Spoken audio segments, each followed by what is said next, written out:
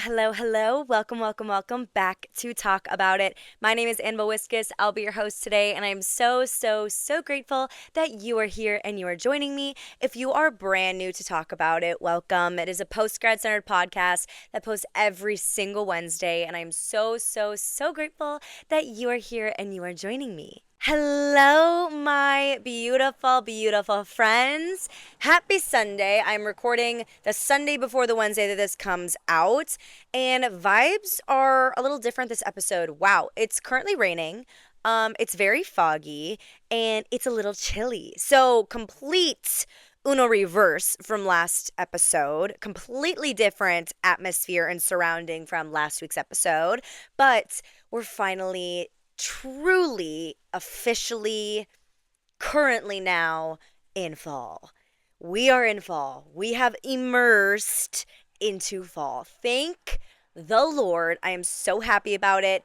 It has been fantastic so far. This past week was pretty chilly. Okay, it was pretty chilly, but no complaints from me. I really truly got to just like get out my fall attire, and I am so thankful for it. If you do not know, I love clothes. Okay, I love clothes, you guys. Recently, I've been on my jacket obsession. Seriously, I think like every time I go shopping, I buy 2 or 3 jackets. Can't help it.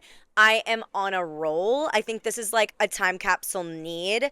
Today, I bought an animal print jacket that I will be wearing within the week, and I bought a leather bomber jacket. So, I'm kind of like thriving with it, but it's perfect for fall. And that's exactly what I've been needing. It's what I've been wanting, weather that I can wear a layer with. I don't need like a thick coat, right? No, but I just need weather that I could wear a little jacket with and look a little cutie. Okay, I like my layers. I'm a layer girl.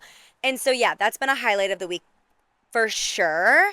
Another highlight this past week, I got a new car. Yeah, I got a new car. It was a hand-me-down from my grandma. My old car, she was iconic. Loved her, called her Ozzy.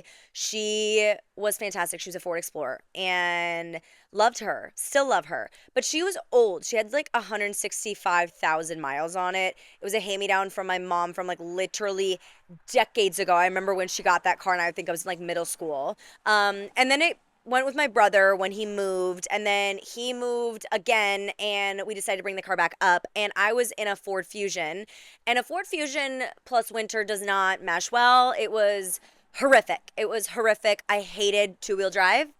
I hated it. Gave me nightmares. So I got my Explorer, and then it's done its dues. It has so much maintenance that needs to be on it. I think my dad's gonna use it for his work, and my grandma was selling her car, and it just ended up being perfect. It just ended up being absolutely perfect. I am so stoked. I love a new car. I love a new car. This car will probably be with me for decades now. I'm obsessed. I love it, and I can't wait to jazz it out. I'm doing like the whole shebang of getting like little hooks and little trash cans and like all of the extra things that like are annoying to some people, but I want to keep my car I want to keep my car clean. I want to keep my car clean. I am getting like a little vacuum for it. I think that's like the hardest part of cleaning my car is I don't want to go to a place and vacuum it. I'd rather just like have a vacuum with me. I don't know. Maybe I'm like thinking too much about it, but it'll be handy for when it's handy. You know what I mean? But you guys, how are you? I want to know how you are. Okay, how are you guys? How was this week? How's everything going? What's new? What's going on? What's up? You know the drill. This week was great. This week was great. It was a little emotionally hard. If you haven't listened to my previous episode, I had mentioned my dog was not doing very well. She had cancer. She passed away this past week. So it was an emotionally hard week.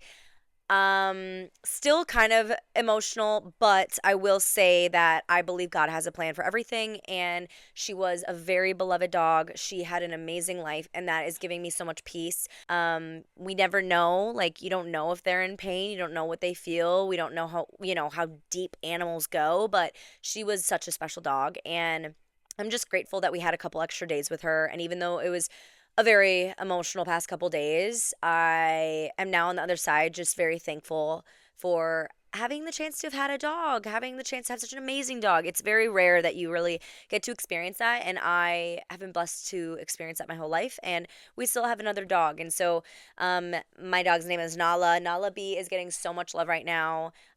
She lost her sister, but it's the way life goes, and I'm just again very thankful for having the chance to have had a couple extra days. And I know God is so good still, and he arranged the whole thing to be the way that it was for a reason, and I have trust in that timing. So, yeah, no, it was an emotionally hard week, but I'm doing relatively very well today. This was a very good weekend.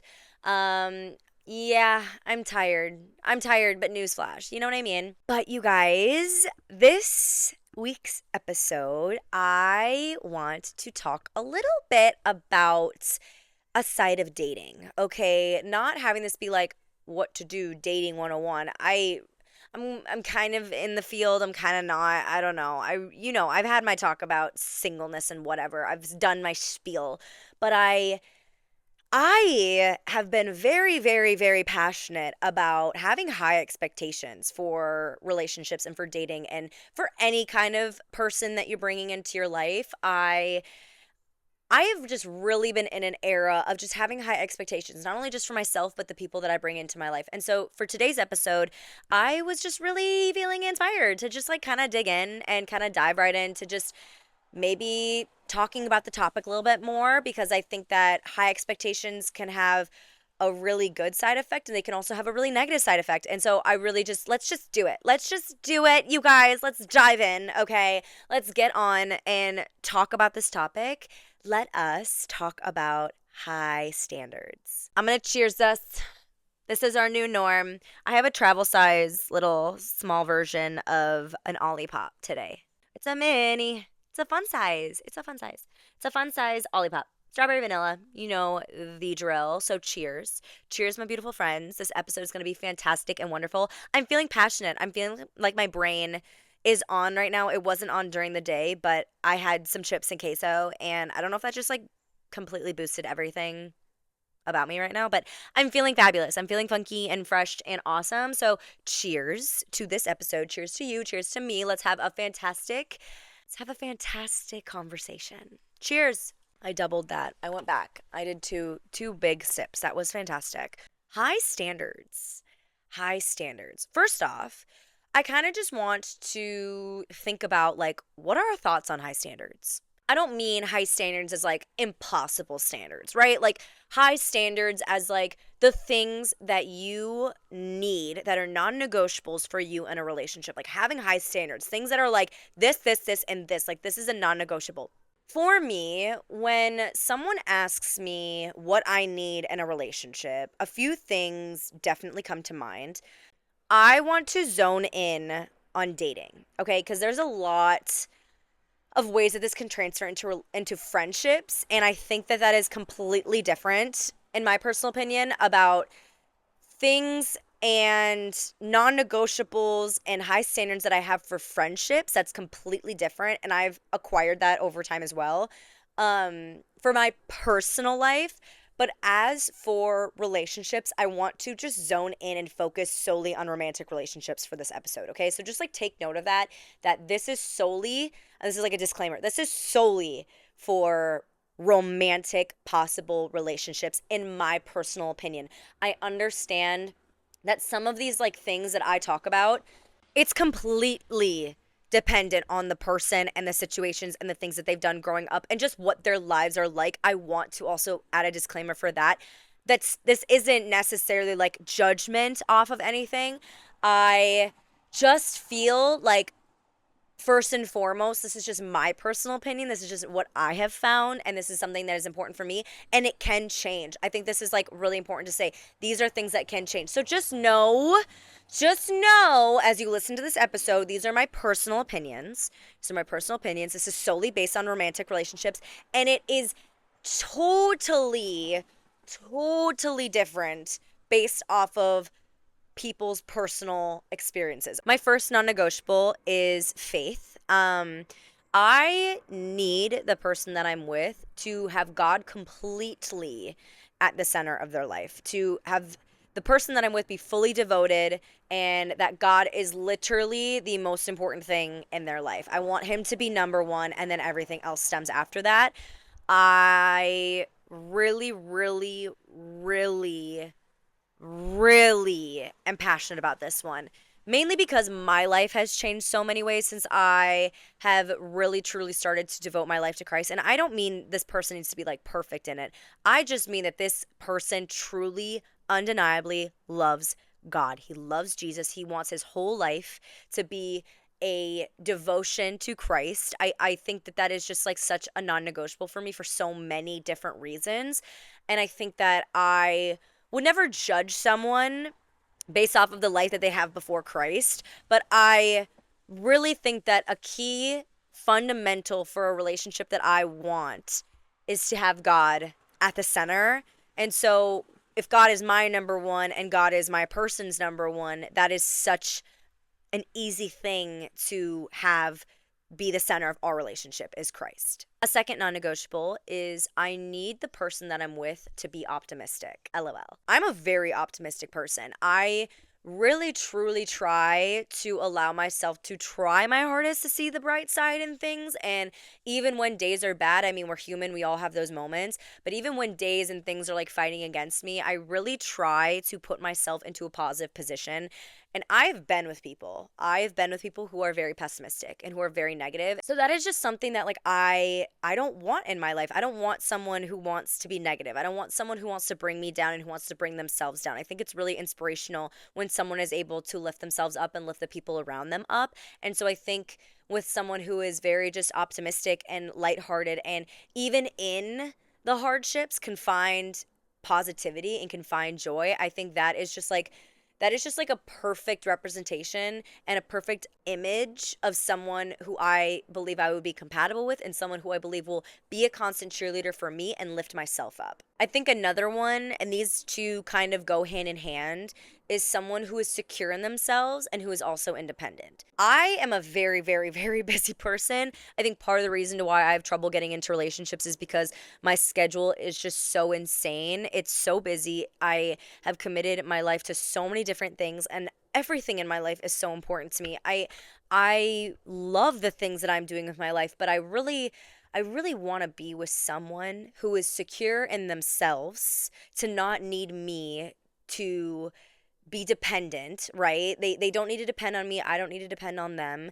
But I also think that like having someone who also has kind of a separate life than you and is able to kind of bring you into their world and you're able to bring them into your world, I think that there's such a beautiful thing about that. And it means new conversations, it means new possibilities, it means new hobbies, maybe trying new things and just experiencing new things with someone. And I really, really think that a big part of that is just having them being secure and you being secure. And it's not just about like them needing to be secure. I am solely focusing on being secure in myself for the possibility of a future relationship because I think that's a really big thing as well. As a woman, it can be really easy to fall insecure to a lot of things because of social media standards and comparing yourself to other people's relationships and just getting in your head wondering if you're feeling secure and if you're feeling safe in a relationship and honestly doubting certain things. I think that's just like such a negative thing from the devil is that he just has us doubt so many things, and I am working on that, but I want to be with someone who is also working on that and who is also that. Because if I'm working on that, then I want someone to also be working on that and being secure in themselves so that when I am busy, I don't have to feel bad for having a different life. I think being family oriented is also really, really, really, really important to me. That might be my fourth one, mainly because I am so close with my family. However, I want to tread lightly on this one because I do understand a lot of people have very different childhoods and very different relationships with their families. I think it speaks a lot how you talk about your family and your relationship with your family. I mean, come on, they're a family. They can annoy us. I'm not saying that they can't annoy you, but I think that personally, because I'm so close with my family, I'm a little bit more drawn to people who are family oriented as well. But again, I'm going to just tread lightly on that because I don't want to label that as like a non negotiable if someone has had a hard childhood and their relationship with their parents might not be as strong as mine is. I definitely don't need that, but I want to put that out there because that is really important to me, and just the respect and the mannerisms that they have towards their family, towards their parents, towards their lifeline basically. I just think that that speaks volumes into who you are as a person and where you grew up, how you grew up, what you've learned, what you've taken with you, all that jazz. Because I am crazy, crazy, kind of oddly close with my parents. And so I have learned and I have a very strong relationship with them. And I think that that just speaks volumes to me. Could speak different volumes to you, but I think that that speaks volumes to me as things that are important to me and the type of family that I want when I get older. So I want to tread lightly on that, but I did want to mention that being family oriented is very important to me. The last one that I want to say, which I could keep going, like I have a long list of non-negotiables and things that are very important to me when looking for a relationship, especially a romantic one. But one in specifically is someone who is driven and hard working. Holy crap, this is the most attractive thing. I think because I'm so driven and I'm so hardworking, I think that this kind of also can play a role into being secure and being independent. But I am not going to be someone's mother. I do not want to be calling someone in the morning to wake them up because they can't wake up from their alarm. I don't want that to be my job. I don't want to feel like I have to do this or have to do that. I believe that I want someone to be hardworking and driven enough to have a secure, strong balance in their life, to want to work hard, to want to be the best person that they can be, and to want to create the best kind of life for themselves.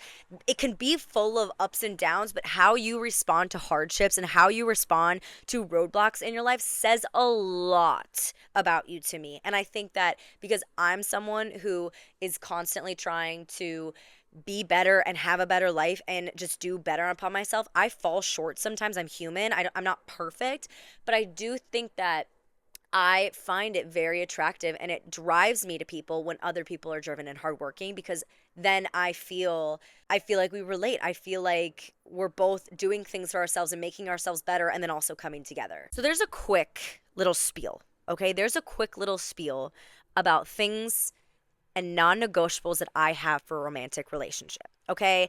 I feel like these are pretty baseline. In my personal opinion, I think these are pretty baseline.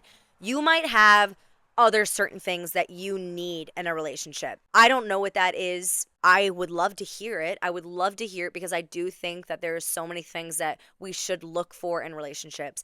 But let's take a little bit of time to just talk about non-negotiables. Just talk about high standards. I think high standards in a relationship can have a bad rep sometimes because a lot of the times we can get mixed into having almost impossible standards and feeling like maybe our standards are too high, especially when you're meeting people who don't check your boxes, who don't check the things that you need, okay? And I've experienced this. I've had people check certain boxes, but then I'm just not that attracted to them. I've had people check maybe one box and I'm attracted to them, but it's just not clicking. It's just not clicking the way that I want it to, and I don't know why. Then I've had people who just don't check any box, and that's okay. And that's okay. Here's what I want to say about it. And this is coming from a 23-year-old girl. Okay, a 23-year-old girl who right now is focusing on singleness, who is focusing on her singleness, who is focusing on herself. What you don't change, you choose. What you don't switch, you allow. I think that the standards that you put in place for a relationship that you want shows how you see yourself. Let me speak on that, okay? If you are someone who might not know what their standards are, that's okay.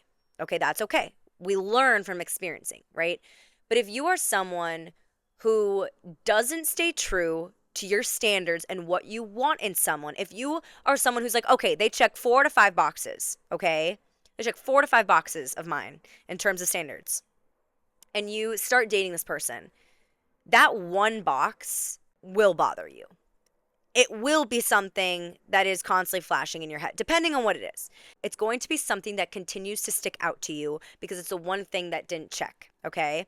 Now you get to decide if that is enough for you, if that's okay with you, if that one box that they don't check is okay with you, and if that works. But all I'm going to say is this. If you allow for that person, knowing that that one box isn't checked, to come into your life, walk into your life, experience your life, become a strong, big, huge part of your life, that one box will always be missing.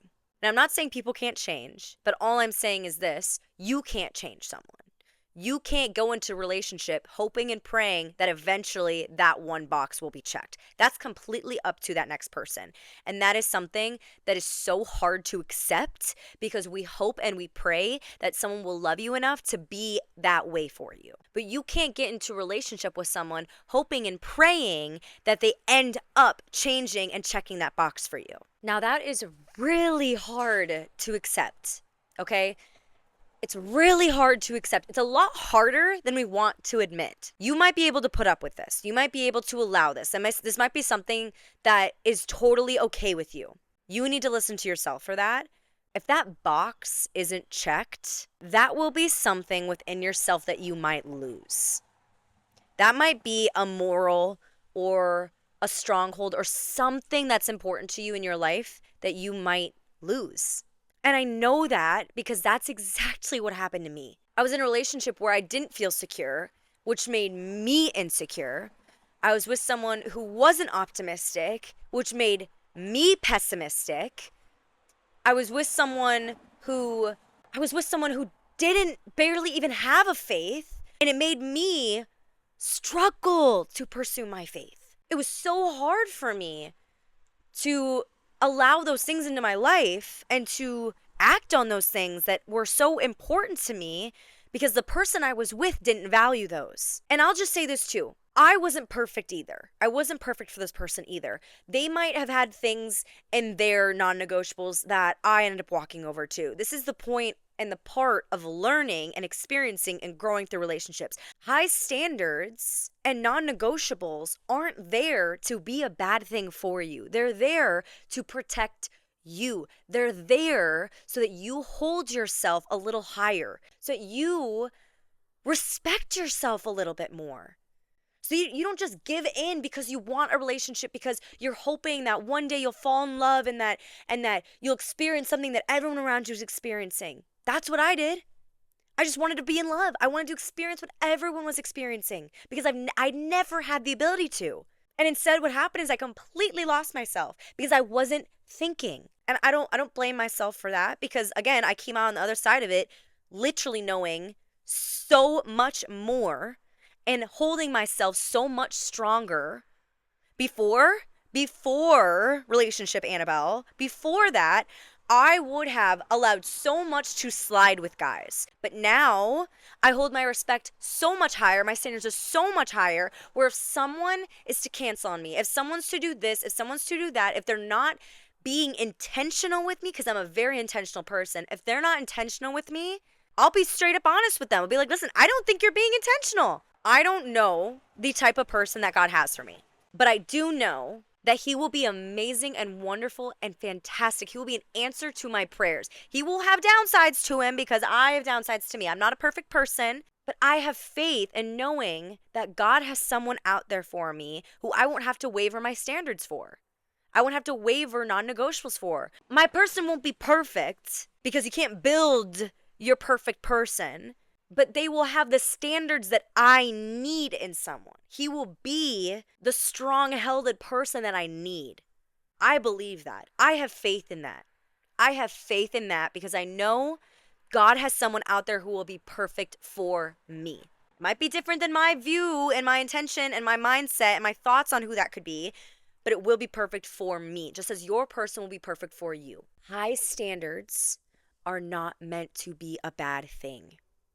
I think if you're meeting people and you're experiencing dates and possible relationships where you just are kind of wavering your expectations and you're kind of just like, all right, like allowing things to happen, and you're kind of like wondering and you're allowing yourself to question, like, are my standards too high? Is this like impossible to reach? It's not impossible to reach. You have your standards for a reason. They're high for a reason because you have respect for yourself. You want someone who will respect you, who will compliment you, and who will help lift you up or be anything that you want them to be for you. It's different for everyone. Don't waver them because you start to doubt that they're too high. It's important to have standards because if you don't, you lose a part of yourself. If you don't, you get into difficult, hard situations. You face more struggles than peace. And relationships itself will have their struggles. We all know that. I'm not saying it'll be like Neverland, right? Like everything has moments. Everyone has their moments. Every relationship has things. But trust yourself enough to know that your standards aren't high and respect yourself enough to hold stern to your standards. This episode was fun. I am debating doing a dating series. You guys have loved some of my episodes on dating, on singleness, on everything. My singleness video blew up, you guys. I know you guys love that one. I want to continue to talk about it because I think, especially coming from a 23-year-old woman, this dating scene is just crazy. Hence why I'm just like not even trying to be a part of it. Okay. But it's hard. And we need to normalize that. We need to normalize it, especially as God-fearing, Christ-centered and focused women or men. I know I have some men who listen. Slay my kings. A lot of people like to hear about that, especially coming from other people, okay? And I don't know everything. I say that literally every episode, I think. I say that literally every episode. But I don't know everything. I'm figuring it out like you. But I might say something that you've never heard of before. And the thing is, too, is you could comment something, you could DM me something that I've never heard about. That is the beauty of this. It's not just my way or my thoughts or the highway. It's our thoughts. It's us figuring it out together. That's the beauty of this. But you guys, my family is here. We're going to eat some chili. And I am in my dad's like old flannel. I'm full fall. I hope you guys have an amazing rest of your week. I really, really, really hope this week is full of fruitfulness and full of joy and full of love for you guys. I hope that you feel it. I hope that you experience it. And I hope that you just have a great week. Okay, I love you so very much. Thank you so much for listening and tuning in. I will talk to you very, very, very soon. Bye.